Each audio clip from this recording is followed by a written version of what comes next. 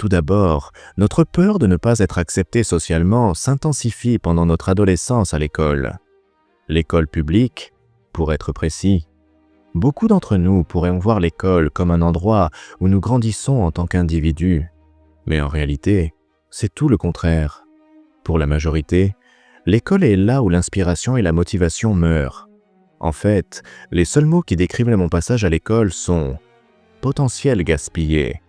Les seuls avantages salvateurs de l'école qui peuvent apporter une forme d'éclaircissement dans notre vie d'adulte sont l'introduction à des connaissances générales clés et les quelques personnes incroyables que nous avons rencontrées et avec qui nous avons tissé des liens durables. Mais même ce dernier point n'est pas toujours une bénédiction pour tout le monde. L'école en elle-même est un système conçu pour produire des êtres humains identiques, prévisibles et contrôlables. Compte tenu de la structure de pouvoir externe de la société dans laquelle elle fonctionne, le rôle institutionnel des écoles est, en grande partie, de former les gens à l'obéissance et à la conformité, les rendant dociles et endoctrinés, malléables et incomplets, afin qu'ils soient gérables. On ne nous apprend pas à explorer et à remettre en question à l'école. On nous apprend à nous asseoir et à obéir. Tout ce que nous faisons à l'école qui défie ce système domesticant qu'il tente de nous imposer est sévèrement puni, moqué et étiqueté comme mauvais, turbulent, stupide, idiot ou bizarre par de vieux gros types qui ont leur chouchou. Les notes académiques sont absolues dans les écoles. Et aucune autre mesure en dehors de cela ne peut déterminer votre vrai potentiel et votre valeur en tant qu'individu. Et le pire, c'est que même nos parents, les personnes auprès desquelles nous cherchons protection, approbation et soutien, ceux qui sont censés nous connaître mieux que quiconque à ce moment-là et qui devraient être de notre côté, ont tendance à s'allier avec le système. Rappelez-vous ces réunions parents-professeurs où l'enseignant vous humiliait parce que vous faisiez du sport, jouiez de la musique ou vous amusiez trop avec vos amis et vos parents se joignaient à ce bombardement. Si on retire le voile, l'école n'est rien d'autre qu'une version civilisée et juvénile d'une vraie prison. Alors, sans le vouloir, nous conformons nos pensées et nos comportements au système juste pour ne pas risquer de subir davantage de diffamation et de harcèlement de la part de nos pairs et de nos enseignants. Nous cessons d'apprécier nos passions naturelles, nos goûts, nos curiosités et nos intrigues, et à la place, nous implantons des étiquettes auto-limitantes et désagréables sur elles. Nous considérons les opinions défavorables à notre égard comme des apparitions horrifiantes qui doivent être exorcisées par la coercition involontaire. Et qu'obtenons-nous à la fin?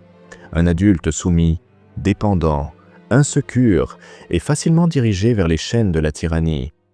C'est pourquoi, quand beaucoup d'entre nous repensent à notre scolarité, dont nous avons à peine tiré des bénéfices pour nos circonstances adultes complètement différentes, nous nous demandons toujours « Qu'est-ce que nous foutions là tous ces années ?»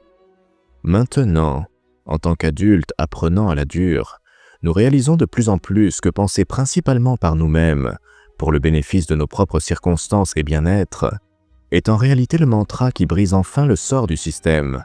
Cela nous a fait prendre les bonnes actions et nous a rapprochés de là où nous voulions être enfants.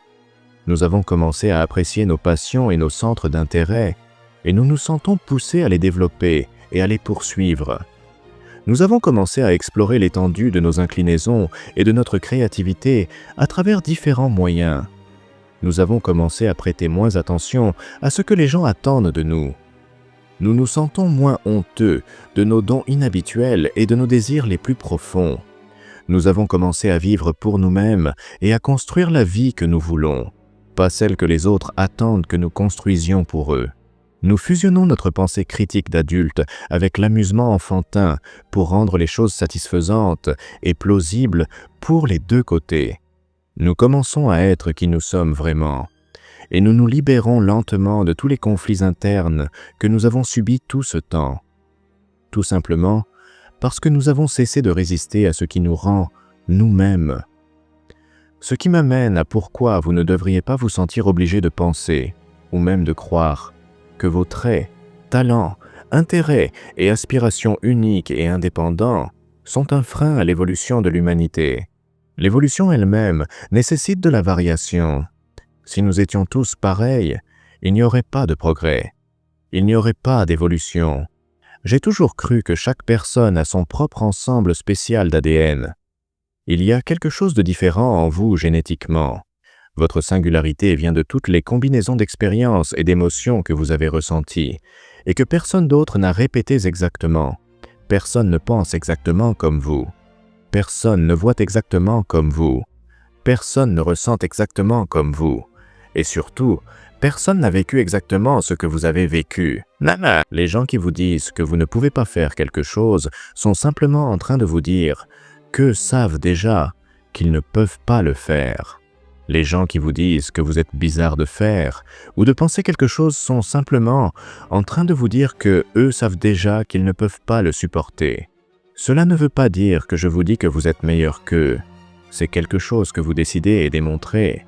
C'est pour que vous compreniez qu'ils veulent que vous soyez pire ou que vous restiez où vous êtes, pour qu'ils puissent toujours vous prédire, vous maintenant éternellement contrôlable selon leurs propres exigences et perspectives, tout comme la plupart de vos enseignants à l'école. Alors, le choix vous appartient. Embrassez votre singularité pour découvrir qui vous êtes vraiment et construire la vie que vous désirez, ou abandonner ce qui vous rend unique dans un monde qui attend que vous construisiez la vie que d'autres, qui vous diffament, veulent que vous construisiez pour eux. Merci d'avoir regardé.